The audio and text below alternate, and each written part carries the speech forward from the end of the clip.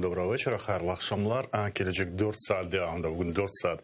Гүлсүм Халилованын жерине мен бүгүн сизден Осмон Пашаев биринчи саатымызда эски Назир Муавини, ишгал алынган топраклар хакында боюнча Назир Муавини Юрий Гремчак. Мы будем говорить українською. Есть програми заступник міністра з тимчасово окупованих територій в 17-19 роках, а до того ви були в цій студії, ви ще були радником з 16-го року, якщо не помиляюся, радником міністра.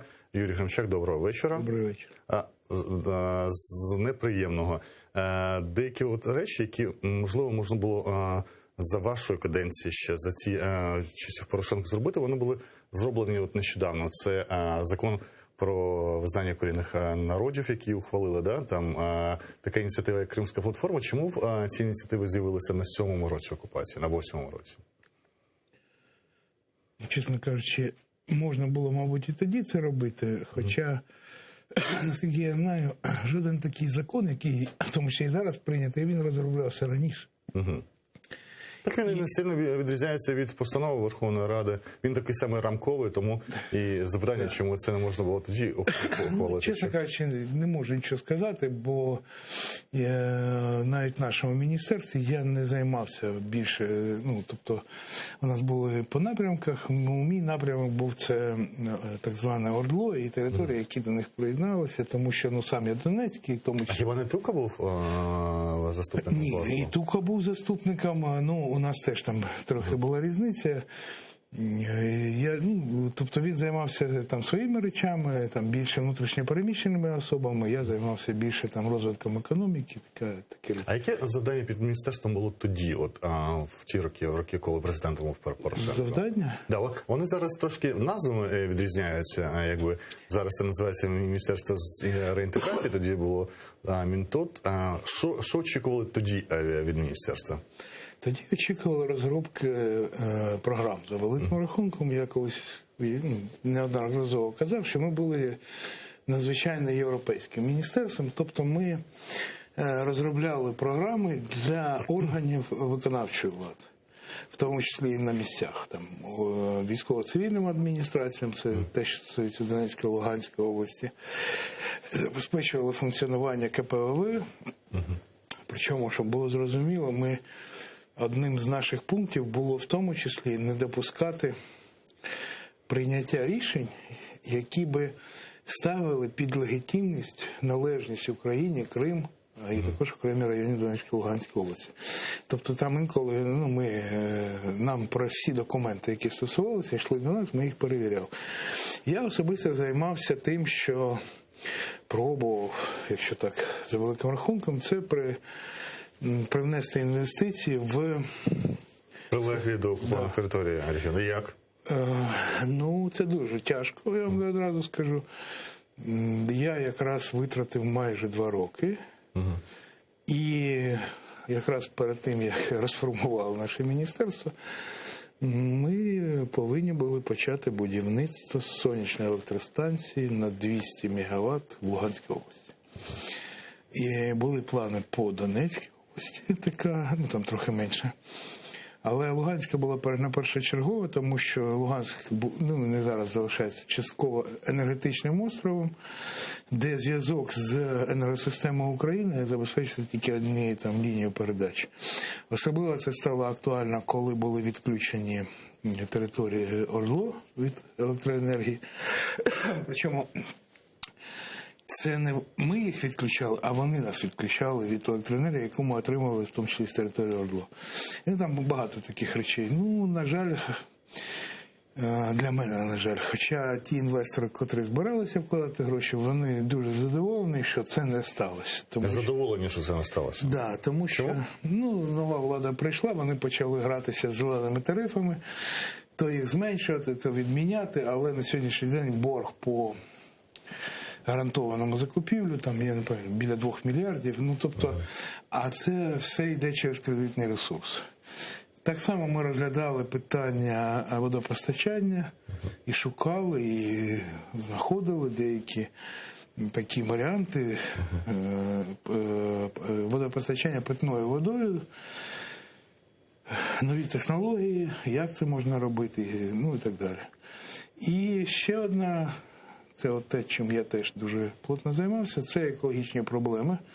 Екологічні проблеми території окупованої. І вони автоматично переходять на наші території, які зараз під нашим контролем.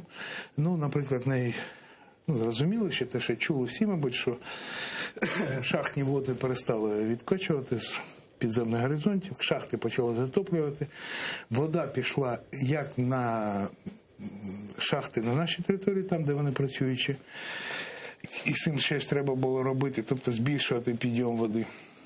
І треба було щось робити з водами, які піднімаємо, бо вони мають велику мінералізацію. І коли вони піднімаються на поверхність, вони фактично вбивають повністю все живе. Тобто тут без варіантів. Ми знайшли варіанти, як можна і піднімати воду, і її використовувати, і навіть отримувати прибуток з того, що це робиться. Не все встигли. У мене кілька запитань нагальних і політичних, тому що ви не тільки чиновником були, які мали цим займатися, але політикою довго теж займалися, були в політичній площині і в Соціалістичній партії України, і в Народній самообороні. Так? Це, знаєте, на підставі, не знаю, бачили чи не бачили, оприлюднених даних по рейтингу Зеленського, які Вадим Денисенко вчора зробив з Інституту майбутнього, це колишній народний депутат України, і він показує рейтинги Зеленського по 5 регіонах, зазвичай завжди робили 4, а зараз виділили Схід і Донбас в окремі макрорегіони. І от у Зеленського, якщо всюди більш-менш нормальні показники, ми через його рейтинг будемо дивитися взагалі на настрої. Дивує Донбас, в якому абсолютно, тобто повністю виграє все опозиційний блок, і отакі погляди, ніякого Зеленського там нема. Він там є, він там на другому місці. Да, на другому, але з великим відривом від цього. Чому Донбас з такими виділився, окремо взагалі виділяється, і ми фактично маємо говорити про те, що він виділився в окремий макрорегіон з такими окремими поглядами, і ці погляди навіть, скажімо, якщо м'яко кажучи, не завжди проукраїнські. Да? Дивіться. Почнемо з найпростішого. Я закінчив школу 8 класів у 80-му році. І поступив в техніку. Зі мною ви родом з Донецька? Я Донецьк. Я народився в Донецьку. Зі мною в технікумі вчилися хлопці з Волновахського району, які закінчували 8 класів українських шкіл. Але вони були останні випускники в 80-му році, які закінчували українську школу. Українські школи були закриті. В 80-му році? В 80-му році. В самому місті Донецьк українських шкіл не було до 91-го року. Тобто взагалі. Це перше. Друге. Ще за часів Януковича, це з 97-го року, в Донецькій області був створений так званий зонтик інформаційний. Дуже цікава така річ. Це коли всі газети місцеві фактично були в підпорядкуванні у центральної влади. Мається на увазі обласна державна адміністрація. Це робилося економічним шляхом. Вони збирали з усіх гроші, купували газетну бумагу, і вона була дешевша, і це було гарантоване постачання. І газети виходили, але це був прямий вплив на цей. Не знаю, були ви в кінці 90-х, на початку 2000-х в Донецькій області, я пам'ятаю, що... Я ще в університеті вчився, не був. Я їздив по області, і я пам'ятаю, для мене було таке здивування. Це коли їдеш там десь на трасі, і величезний плакат «Паша Ангеліна, герой труда, наша землячка», там все. Або там, інші такі. Тобто, я коли був народним депутатом, це був 2007-2012 рік, за ініціативи партії регіонів святкували якийсь там черговий ювілей Стаханівського руху. І хоча в мене таке враження, що вся Україна тихо сміялася з цього, я сам сміявся з регіоналів, бо кажу, слухайте, хлопці, який Стаханівський рух? Ви володієте газетами, пароходами, шахтами і так далі. Який Стаханівський рух? Ти не розумієш. Тобто це була така трохи штучно ізольована територія, яка мала набагато складніше заходити. Я вам більше скажу, до 2005 року на території Донецької області, наприклад, не було супермаркетів. Слово взагалі. До якого року? До 2005. До 2005-го. От я навчався в академії в Дніпропетровській, і пам'ятаю, для мене було таке здивування, що я там в гуртожитку жив, зайшов в супермаркет, і тут все, що хочеш, є. Тут... Називаємо це таких ознак не радянської цивілізації, тобто Знаєте, там це... не було. Тобто там вона зберігалася довше. Да. Причому радянська, знаєте, така радянська бандитська. Знаєте, наші герої найкращі герої, а наші бандити найкрутіші в Україні. Ну, це реальність була. Плюс те, що було і неодноразово втовмачувалося, що Донбас кормить Україну. Всі спроби довести. Я був там заступником голови ОДА, і я казав, хлопці, ну вибачте, те, що ви кажете, це дурниця. Ми фактично регіон, який отримує дотації. Які дотації? Бюджет не отримує. Я говорю, да, бюджет не отримує, а шахти, а там інші програми. Ну це така справа. Тобто, я тут... трошки перебив, пане Юрію, але це люди, які живуть на прилеглій до території до окупованих, і вони бачили, або розуміють, в що може перетворитися територія, яка захоплена росіянами, або яка стає сірою зоною. Можливо, я наївно кажу, але насамперед ці люди не зацікавлені, щоб, скажімо, ОРДЛО всунулося ще далі на захід, і вони опинилися в тій самій ситуації. Чи я помиляюся в таких поводах? Знаєте, от я був там 2 роки тому, в Авдіївці. Не пам'ятаю, щось там якась делегація була, і так як я там вже декілька разів був, я там щось біля автобусів спілкувався з водієм. А вони місцеві. Один з них каже, от краще б, щоб Збройні Сили України пішли звідти. Щоби що? Я кажу, слухай, щоби що? Ну, це... А ми якраз їздили, дивилися там, промка, і були там депутати Європарламенту, і їх возили там, показували все це. І якщо хтось був у Водіївці, там є така дорога, трамвай з одного боку, там поле, а з іншого боку, там люди живуть. І ось ця дорога і будинки посічені осколками повністю, тобто там жити вже неможливо. І я кажу, слухай, це ж по вам стріляють. По вам. А там ще були загиблі на Авдіївському коксохімі під час активізації бойових дій. Він каже, але ж ти розумієш, зараз от армія піде звідси і стріляти перестануть. Бо вони ж стріляють, бо тут армія. Я говорю, і що ви будете робити? Ви розумієте, що як тільки армія піде, Авдіївський коксохім зупиниться? Та ладно. Що значить та ладно? Там все стоїть. Як стоїть? Тобто вони не вірять. І можливо ще й тому, що там набагато простіше приймати було, і я думаю, що і зараз простіше приймати телепередачі з того боку. Тобто це не така внутрішня логіка мешканця, це пропаганда, яка йде на прилеглих територіях. І ще у нас, воно накладається на наші, вибачте, такі менталітети, якщо так сказати. Це коли у нас все погано. От у нас все погано, все так погано, взагалі дуже погано. Знаєте, у цих людей на прилеглій території є можливість побачити те, що там. А вони на тій стороні ні, вони дивляться телевізор. І їм телевізор розповідає, як погано жити в Україні. Причому там телевізор про це говорить і з того боку, і з нашого. І воно накладається. А в той же момент є родичі, є друзі, особливо пенсіонери. От пенсіонер, який, умовно кажучи, перший список, там або шахтар, або металург, або коксохімік. І от вони телефонують, їздять. Свого часу пенсіонер, зараз не скажу скільки, в 19-му році, чи в 20-му, пенсіонер-шахтар, який там мав 20 років підземного стажу, отримав пенсію разом з регресом десь біля 17 тисяч гривень. І що відбувається? Ми ж ці пенсії платимо. Він у нас, пенсіонер, отримує 17 тисяч гривень, майже там 17, трохи менше. Він приїжджає туди, і 17 тисячами гривень він багата людина. Там. Бо там пенсія, яку платять пенсіонеру, не пенсія називається, а допомога, це біля 7 тисяч гривень, трохи більше 7 тисяч. Тобто він там отримує, тут отримує, і йому там комуналка дешевше. І він собі поважна людина, він на свою пенсію отримує всіх. І вони ж приїжджають сюди і кажуть, ну що, бачите, мені і Україна ваша платить, і ті платять. І у мене взагалі все класно, і життя вдалося. Він же не розповідає про те, що на той же шахті, де він працював, той шахтар, він, вибачте, пенсію чи зарплату не платять 6 місяців. І зарплату, якщо виплачують там 1000 рублів, там гасять. Але повідомлення, що у них там все, там просто розцвіт і так далі. Хоча, ну, є реальність, є і так далі.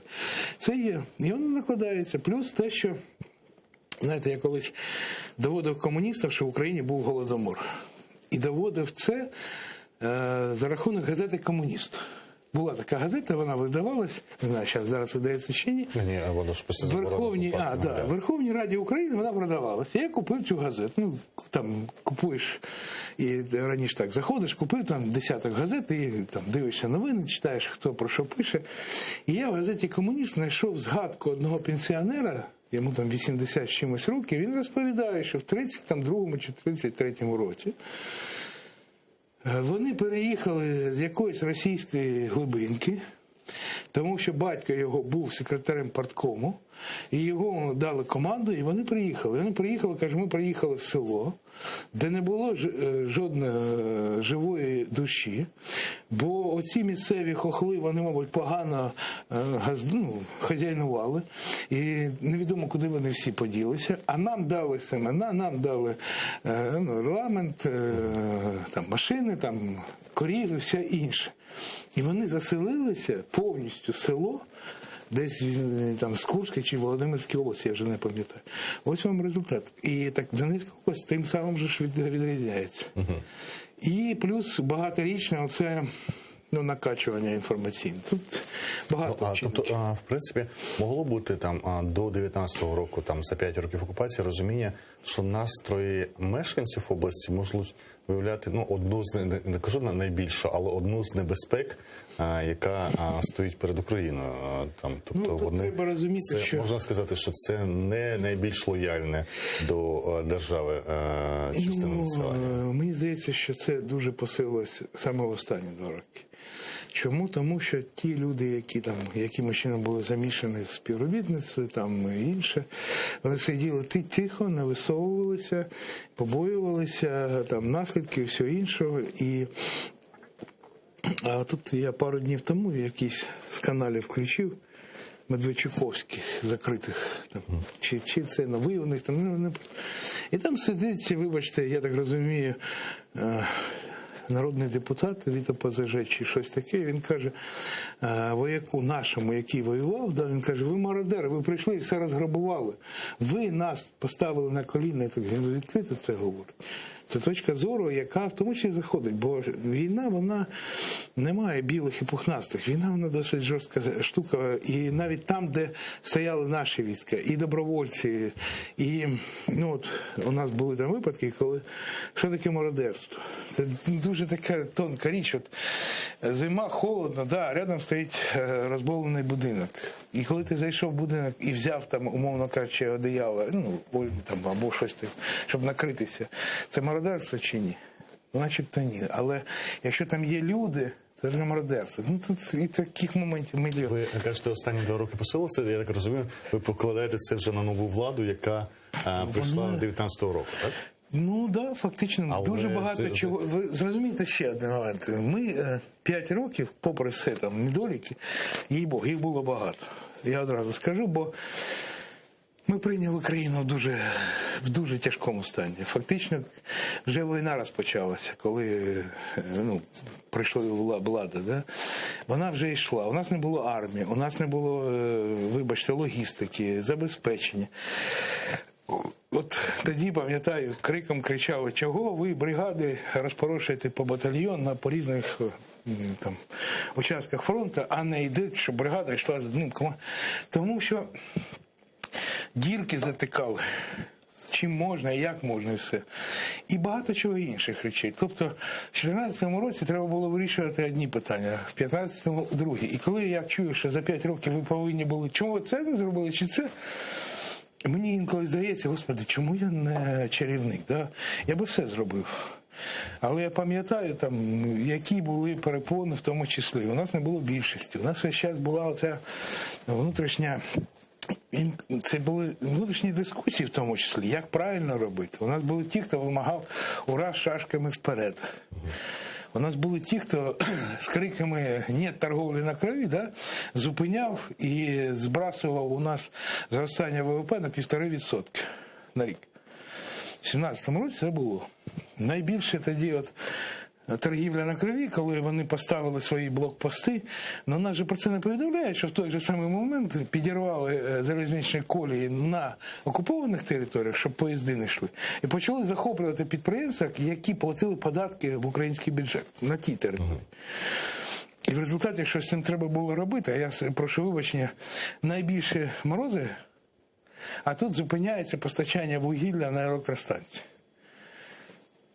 Я прошу вибачення, ви що-небудь чули про підвищення ціни в 2017 році на електроенергію? Або що не вистачає вугілля, і у нас... Здається, оце 5-крокове підвищення ціни на електроенергію вже тоді було ухвалено. Воно закінчилось в 2016 році. В квітні місяці було останнє підняття цін на електроенергію. Причому воно стосувалося промислових виробників. Але з 2018 року не було, мабуть, такої програми, де я б не був. Нам розповідали, що наше населення потерпає від найвищої ціни в Європі. Хоча це була відкрита, просто відкрита брехня.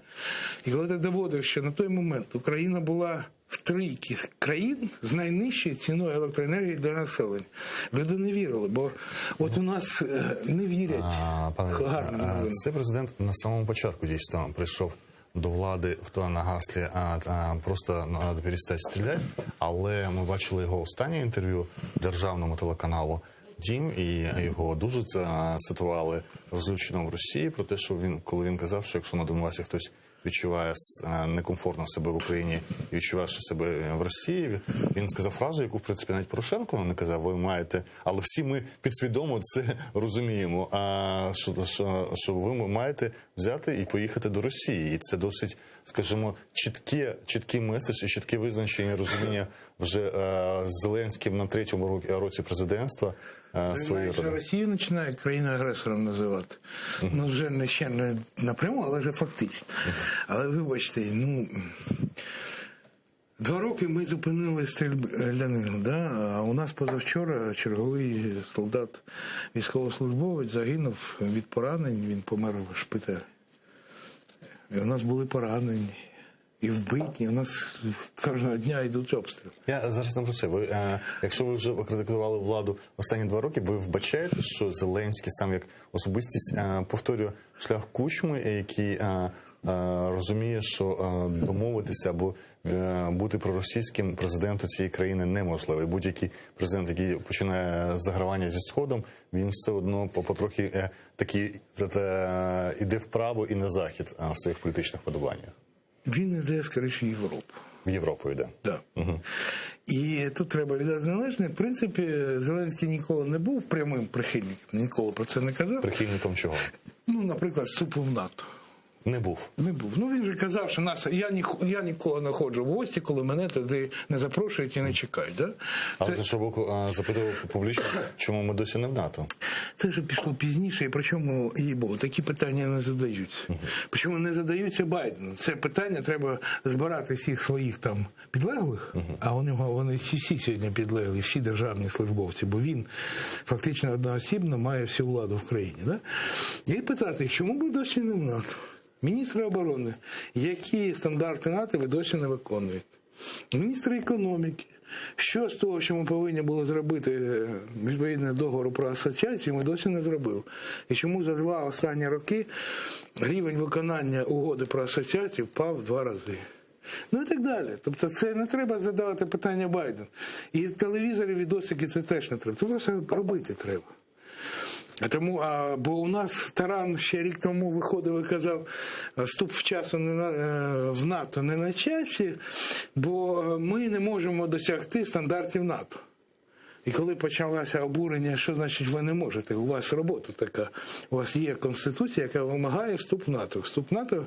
Там, здається, погано було ще за попередньої влади. Ви пам'ятаєте 17-й рік, коли ми були запрошені кількох журналістів в Брюссель, там ще Пристайко, здається, був нашим представником тоді, якщо не помиляюся, при НАТО, і казали, що навіть тоді виконання плану дій 1-2%, я не знаю, як це прораховують. У нас ніби не було плану дій.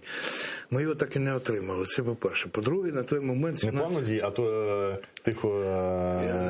Я за 17-й не можу сказати, я знаю, що в 18-му було декілька планів переводу частин на стандарти НАТО. І вони виконувалися. Я прошу вибачення, але коли у нас наші військовослужбовці почали отримувати 3 види обуві, і декілька взуття, декілька видів одягу і так далі, це теж стандарти НАТО. Ми почали з того, що у нас, вибачте, в 2014 році, якщо б Канада не прислала 50 тисяч зимового одягу, нам нічого було армію одягати. Ми починали з того, що нас нема було що одягати. Я пам'ятаю, я там розмовляв в Міністерстві оборони, і, я не знав, плакати нам чи сміятися, бо в резерві лежали протигази для конів. Які коні, які протигази? А вони там з 30-х років лежали для протигази для конів. І їх не списували 70 років. Ви, якщо, може, дійшли і до НАТО, і до стандартів, до речі, до нас приєднується Дмитро Снігирьов, військовий експерт. Поговоримо і про майбутній тоді візит, який очікується 30-го до Байдена, президента України Володимира Зеленського. Добрий день, пане Дмитро. Чуєте?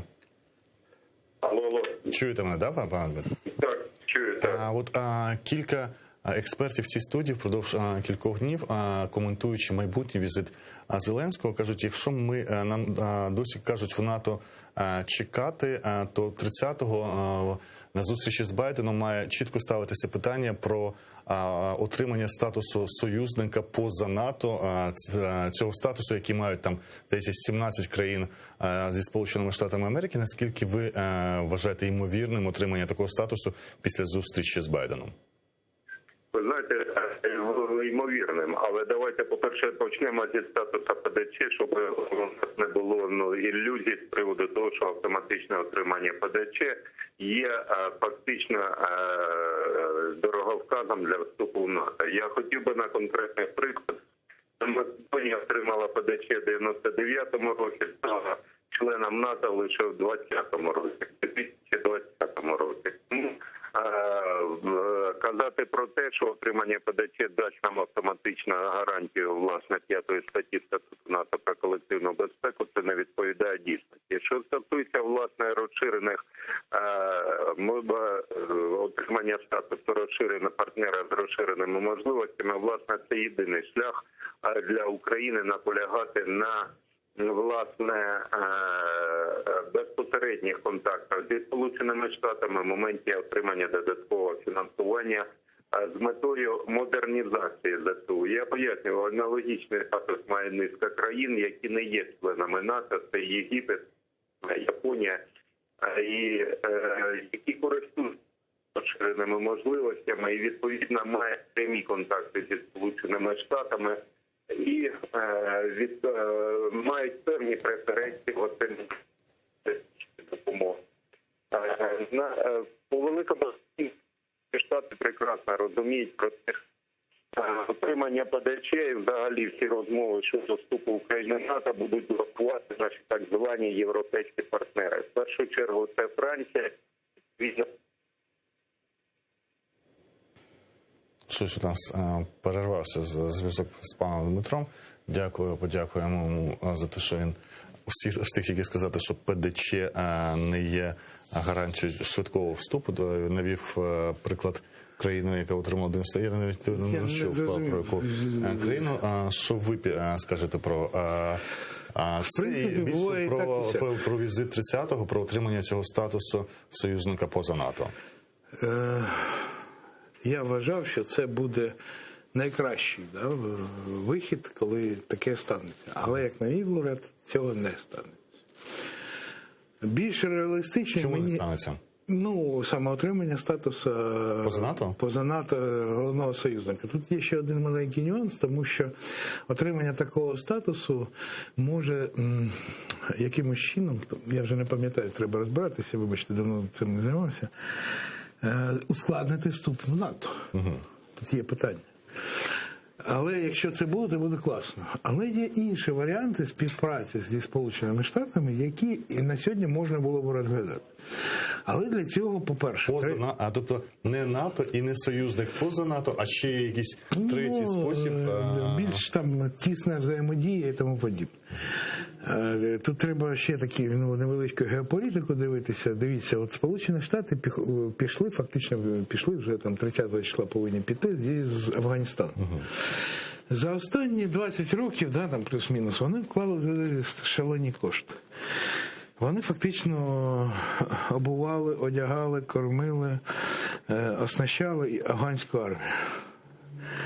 І ця армія фактично розсипалась, за кілька місяців після того, як вона вже розсипається. Ще там дають від 3 до 6 місяців. Хоча ця армія має зброю, має своїх там навчених офіцерів, все на світі. Вона не хоче воювати там. Чому? Це окрема тема. І Сполучені Штати... Окрема тема, чому не хоче воювати афганська армія? Так, тому афганська. До речі, цікаво, якщо це окрема тема. Це окрема тема. Тому що це тема теж нещастя. Всі зараз обговорюють про те, куди будуть тікати всі ці афганці, які співпрацювали. Там Сполучені Штати вивозять велику кількість людей. Там я не рекомендував би дивитися росіян, які з криками вони там всіх кинули. Україна довела останніми 7 роками, що вона готова битися за свою власну незалежність. Сама битись. Але нам потрібна допомога зброєю, оснащенням, можливо, навчанням, фінансова допомога. Нам не треба присутності великому, в такому вигляді на нашій території армії Сполучених Штатів. Нам потрібна допомога. Ми самі готові захищати власну країну. Нам треба допомога. І тут, в зв'язку з тим, що вони виходять з Афганістану і звільняються досить велика кількість і фінансової, і так далі, то можна надіятися на таку саму допомогу. І ось такий момент, що, знаєте, якщо їхати туди з якимось зверненням, то ми довели, ми готові, ми самі захищаємо власну країну. Ми заплатили життям наших військових, ми заплатили життям нашого, в тому числі, мирного населення. Ми втрачали всі ці 7 років, але ми не здавалися. Тут буде тяжко пояснити, чому ми збиралися заглядати в очі Путіна, але в даному випадку, якщо вже почалась патріотична риторика, то дай Бог, щоб він його почув, Байден. І тоді можна розраховувати, бо у нас є проблеми. Знову ж таки, треба вирішити свої політичні проблеми, в тому числі і зовнішньополітичні. Найпростіший. Зараз там обговорюються проблеми, яким чином ми будемо оновлювати авіапарк. Мається на увазі винищувачі і так далі. І сьогодні розглядається варіант закупівля французьких винищувачів. У мене одне питання, хлопці, а на яку суму Франція нам допомогла за ці 7 років? На яку суму? А на яку? Ні на яку. Ні на яку. Майже так само, як Німеччина. Німеччина ковдри постачала нам. Тоді, коли нам потрібні вибачте, у них тяжкі БМП, чи БТРи були, я вже не пам'ятаю якось. І вони їх списували масово, декілька тисяч штук списали. Я пам'ятаю, як криком кричали: дайте, нам потрібні такі, бо у нас і тоді, і зараз є досить велика потреба саме в БМП і БТРах. Ми жодного не отримали. Жодного. Тому, якщо у вас є союзник, і коли ви вирішуєте, з ким підписувати договір про постачання майже однакових по своїх тактичних даних, F-16 чи Рафаель. Варто купувати у тих, хто допомагає. Допомагає, це логічно, да? Чому? Тому що коли ми йдемо до Сполучених Штатів і кажемо, принципова позиція, ви нам повинні допомагати, ви там те. Ми праві. З точки зору етики, моралі, все нормально. Але ми живемо в досить цинічному світі. А в сьогоднішньому світі в тому числі є розрахунок, тому що якщо ти береш, то ти там стаєш там, ну якби не тільки союзником, ти стаєш людиною, яка у них щось закупає, дає там робочі місця і так далі. І знову ж таки, можливо, навзаєм, да? Бо Сполученим Штатам, наприклад, можна запропонувати і те, що ми виробляємо, там Ан-72, так звана Чебурашка, літак, який був розроблений спеціально для арктичних умов свого часу. Він має надзвичайно цікаву конструкцію, і, наскільки я знаю, і Канада цікавилася цими літаками, і арктичне там узбережжя Сполучених Штатів, можна там їх використовувати. І це повинен бути такий навзаєм. Ви нам, ми нам. І це було б логічно і правильно. Бо я ще раз нагадаю, свого часу та ж Канада поставила на 50 тисяч зимового бомбардування. Тобто, ви маєте на увазі, не обов'язково чекати оцих формалізованих стосунків, які є НАТО і союзник поза НАТО, це фактично теж формалізована вигляд взаємин, просто треба укладати ці угоди, які фактично будуть посилювати Україну. Там Сполучені Штати 2014 року, я навіть по своїм функціоналам не приймав участь, але доводилось там приймати десь за рогом стояти. Да? Тобто, як це відбувається? Тобто, нам потрібно, от список того, що нам потрібно. Наші спеціалісти зустрічаються з такими з Пентагону, да, і кажуть, що нам потрібно 1, 2, 3, 5, 7, 10, 27. Вони кажуть, ось це ми не можемо поставити. Чому? У нас є внутрішні обмеження, там правила, це зрозуміло, що бувають, да? А ось це можемо, це. І ось тут треба знаходити спільну мову. Це допомога.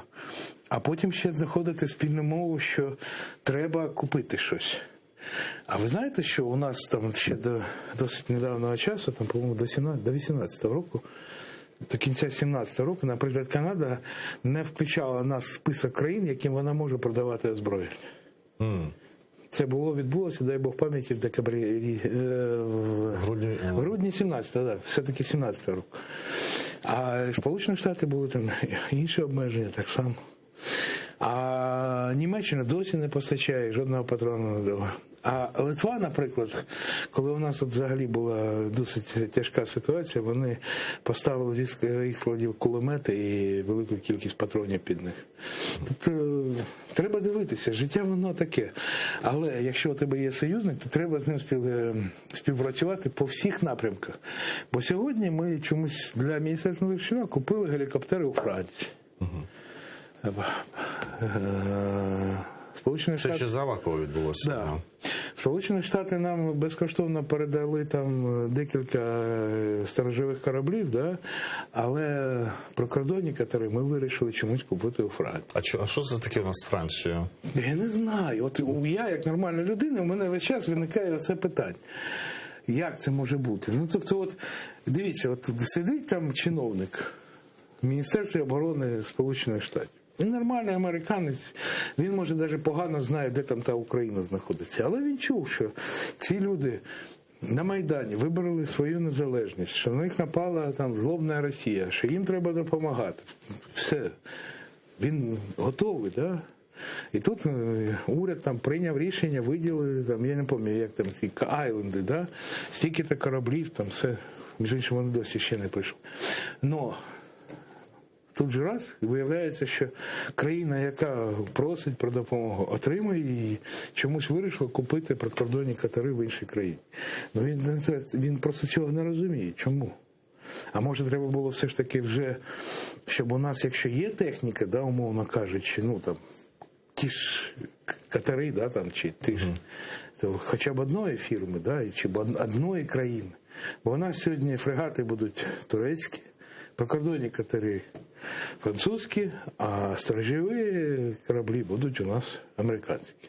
До речі, ви згадали і Туреччину. Зараз я згадую статтю минулорічного вже покійного екс-прем'єр-міністра України Євгена Морщука. Він писав в цій такій, у нього як велика програма стаття. Це навесні, здається, була, бо в лютому про війни майбутнього, в яких він передбачав, ще не було вірмено-азербайджанської війни і звільнення фактично Нагорного Карабаху, коли він писав, що майбутні війни будуть базуватися на тому, що головне не захоплення території і знищення людей, а захоплення контролю над ресурсами, знищення інфраструктури супротивника і використання малої авіації безпілотників. Фактично, потім ми восени побачили минулого року це в Азербайджані, в вірмено-азербайджанській війні.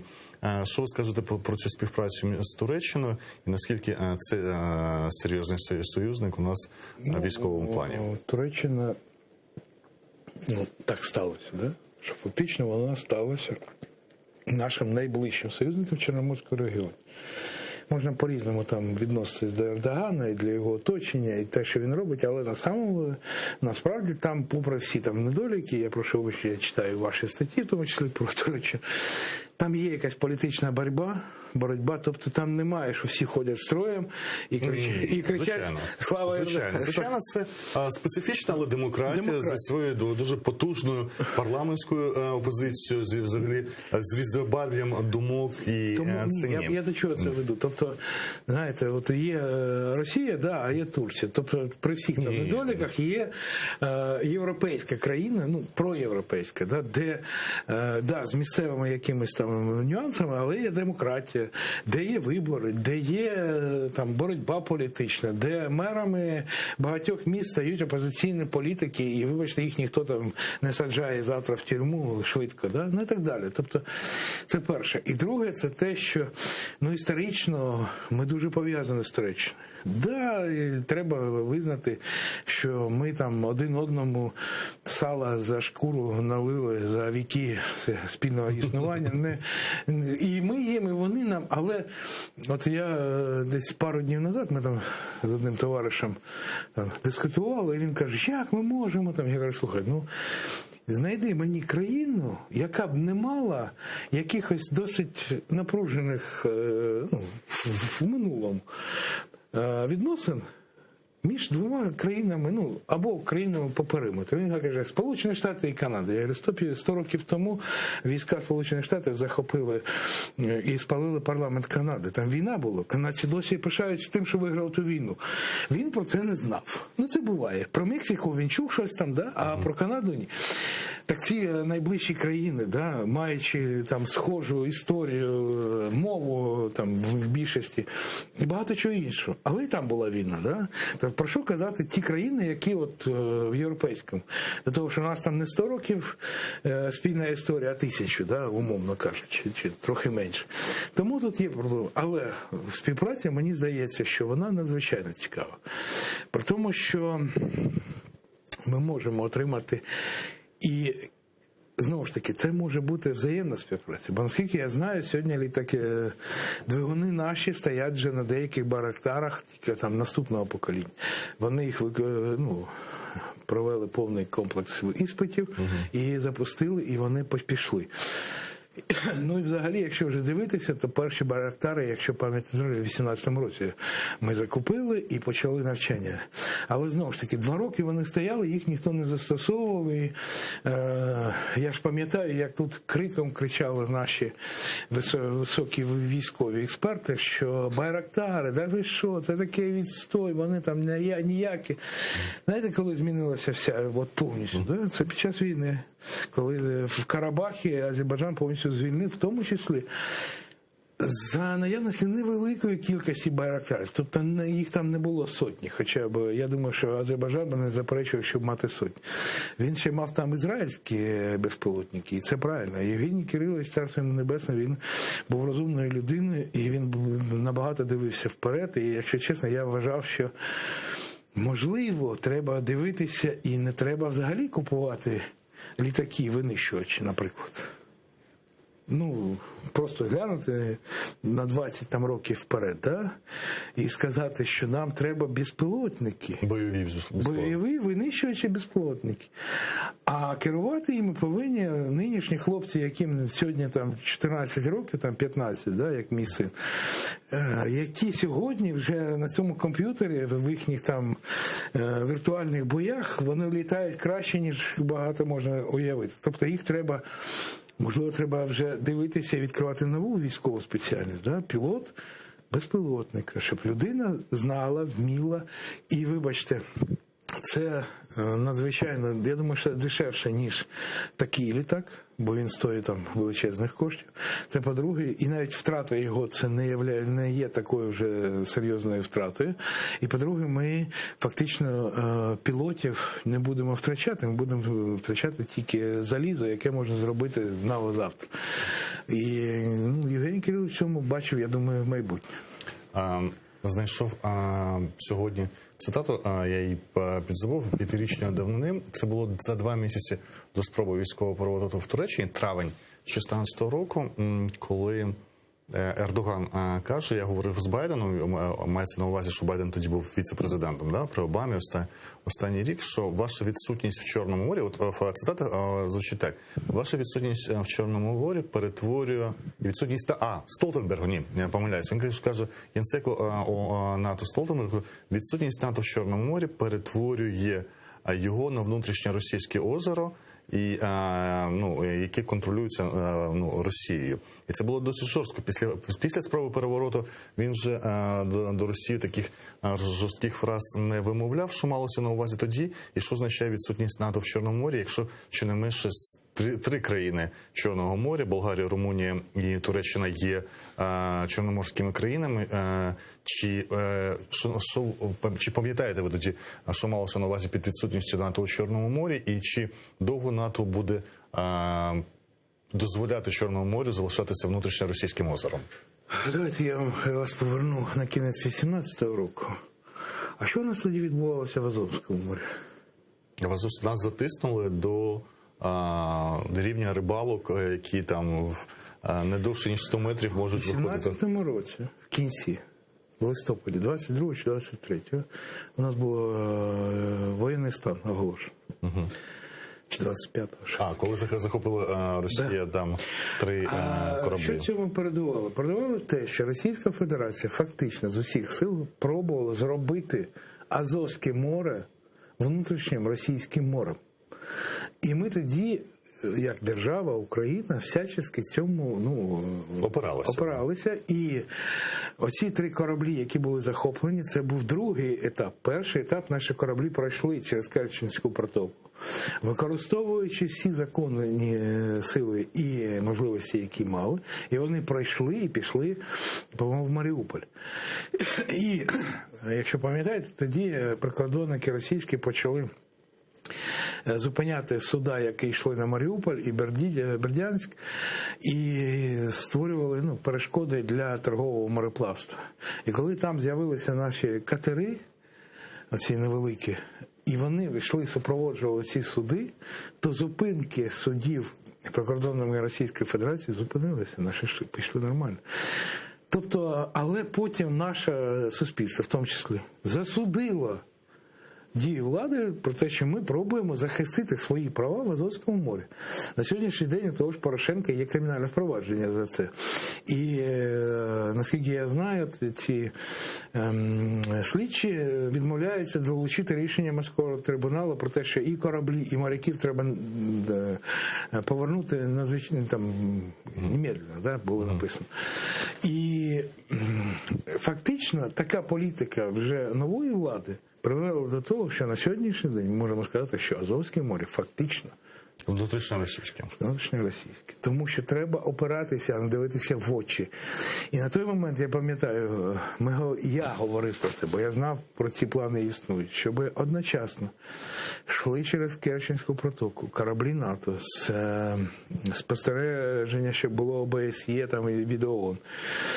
Якщо хто пам'ятає... Можна практично собі уявити зараз, в 21-му році, що корабель НАТО пройде через Керченську протоку? А на той момент, просто ви розумієте? Я вже про зараз. Я думаю, зараз навряд чи. А тоді зайшли, по-моєму, американський десантний корабль, який мав низьку посадку. Там в Чорному морі, там найбільша глибина 14 метрів. На Азовському, так.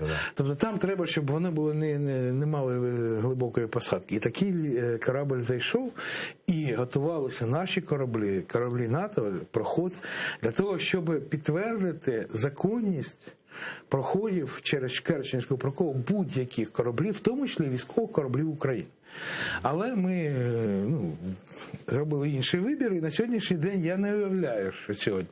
А давайте спробуємо без прив'язки Тепер до я вам скажу, що стосується нинішньої ситуації в Чорному морі. Знаєте, є такий фейк, який, як не парадоксально, росіяни розповсюджують, це зрозуміло, але наші почали вже про це казати. І першим, по-моєму, був Фокін, який в ефірі напряму сказав, якщо б не прийшли росіяни, то прийшли б війська НАТО. І американські бази з'явилися б в Криму. Американські кораблі не можуть перебувати більше трохи 21 діб, якщо те, що 27. США не є Чорноморською країною, це Монтрьо, який передбачає ротацію постійно. Кораблі американські не можуть мати базу в Криму, тому що Америка не є країною Чорноморського узбережжя. Тому всі розмови про те, що там були б американські бази, це, знаєте, в пользу бідних і ідіотів. Вибачте. Це перше. Друге, повертаючись, чому немає в тому числі і країн НАТО? Наскільки мені відомо, майже завжди вони є. Заходять 1-2 есмінці, які там місяць відбувають, потім вони уходять, заходять інші і так далі. Просто у нас есмінець для більшості населення це такий корабель, Друга світова війна, який ставить міни, бо він есмінець. Сучасний есмінець – це корабель, який фактично прийшов на заміну так званих лінкорів, навіть не крейсерів. Чому? Тому що їх вогнева потужність фактично, сучасний есмінець Сполучених Штатів може за один залп втопити весь Чорноморський флот Російської Федерації. Ні, а повертаючись до мого питання, один випадок, принаймні, ми цього року бачили, це коли британські, британці так пройшли, що було для наполягу росіян дуже зухвалим. Одна ознака, я вас запитую про те, чи буде НАТО системно повертати контроль над Чорним морем, і чи можливо його повернути без повернення Криму Україні? Тобто я це запитую тому, що очікую, яким чином будуть звільняти Крим. З точки зору військової науки на сьогодні Крим як військова база не має сенсу. Вибачте, сучасна ракетна техніка пробиває Чорне море з одного кінця в інший, практично не напрягаючись. Тобто мати такий непотребляємий авіаносець, як росіяни розповідають, це дурниця. Я думаю, що за великим рахунком питанням окупації Криму була інша. Це сакральна територія, де вони, як вони вважають, прийняли християнство. Тоді це емоційна річ, а не раціональна. Слухайте, немає з точки зору раціональної жодних підстав заходити в Крим не було. Вони несуть втрати. Причому досить серйозні втрати. Дивіться, на 2014 рік у них було 2 фонди. Але з іншого боку, символічні речі іноді бувають потужнішими за раціональні. Це виходить, що навіть зміна або можлива демократизація Росії – це не гарантія того, що така річ, як Крим, буде повернена просто добровільно. А ви знаєте хоча б одного умовного лідера російської опозиції, який би чесно став і сказав, Крим – це Україна? Явлінський, звичайно. Це єдиний. Правда, у нього він нічого не вирішує вже років 30, але принаймні є.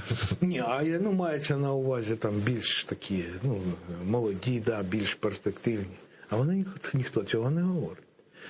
Я вам більше скажу, я дивлюсь деяких блогерів, як вони спілкуються з росіянами. Це, знаєте, це от в тому, чому ми один народ, якщо Путіна цитувати. Це те, що абсолютно непробиваємо, пропаганда повністю закрита. Кримська платформа може стати дієвим механізмом? Я думаю, що вона надзвичайно потрібна. Хоча, знаєте, тут цікава така річ, є Ютуб, і у мене власна історія, 2 роки тому мене затримали, тому він через 2 роки починає мені викидувати мої відео 2-річної давності, 3-, 5-річної, не знаю, чому, так відбувається. Так от, вибачте, 3 роки тому я казав, що Україна ставить питання Криму на всіх платформах, де вона присутня. І якраз от саме 18-й рік, як на мій погляд, був роком, коли про Крим згадували набагато частіше, ніж, умовно кажучи, в 17-му. Мені тяжко пояснити, чому, може, ми там краще працювали, але було. Бо на той момент в нашому міністерстві, я знаю, там Сергій Мокринюк відповідав за це, вони відслідковували всі кораблі, які заходять в бухти, ну, і в порти, всі підприємства, які там заходять тому чи іншим чином. Це відпрацьовувалось, вносилось на РНБО, вводились санкції. Ми повідомляли своїх партнерів там і так далі. І весь час це було. Тобто сказати, що Крим хтось там забував всі ці 5 років, це неправда. Але коли виникла ідея Кримської платформи, я аплодував, я вважаю, що це надзвичайно класно і правильно. Тому що це треба робити. Навіть якщо туди не приїдуть перші керівники. Ну, умовно кажучи, є там нюанси у всіх. Але на сьогоднішній день ось така позиція, там 38 країн вже, по-моєму... Навіть кажуть, що 40 ще. Ну, можливо, я дивився зранку, може вже 40. Це надзвичайно важливо для того, що навіть для росіян, а вже тим паче для російського керівництва, яке заявляло, що Крим, всі питання вирішені, все, ми до нього не повертаємося. Як Лавров казав, питання на Криму закрите. Да, але тепер повертаються. І я можу сказати, що доки ми живі, ми будемо до цього повертатися. До того моменту, коли Крим не повернеться додому. Дякую. Це був Юрій Громчак, заступник міністра з тимчасово окупованих територій України 2017-2019 роках. Залишайтеся з нами. Далі наступним блок буде кримсько-татарською мовою.